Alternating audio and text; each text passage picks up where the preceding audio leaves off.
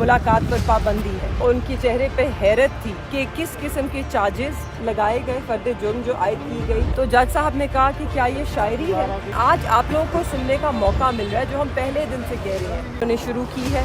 और आपने अगर कल ऑब्ज़र्व की हो सारा दिन जो समाज चली थी, उसके अंदर जो जज साहिबान ने सवालात उठाए थे और जो उनके चेहरे पे हैरत थी कि किस किस्म के चार्जेस लगाए गए, फर्द जुर्म जो आयद की गई, जो 3 नुकात थे और क्या उसके साथ जो एविडेंस दिया, तो उन्हें भी ताज्जुब था।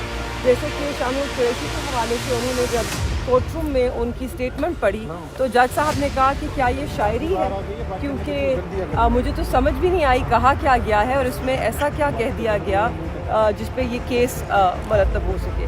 खान साहब की स्टेटमेंट सुन के भी उन्होंने कहा ये एक सियासी बयान था, मगर इसमें ऐसा तो कुछ नहीं है कि जिसके ऊपर सीक्रेट एक्ट लगे।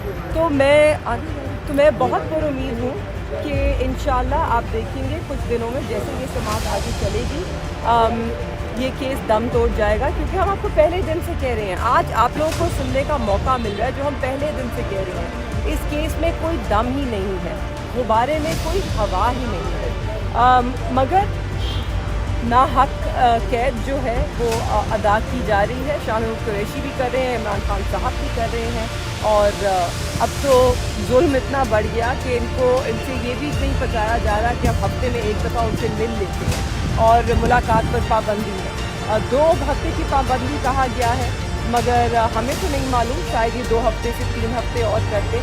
इनकी मर्ज़ी है ना। इस वक्त मुल्क में कानून तो है नहीं, लाकानूनियत है, जिसकी लाठी उसकी भैंस।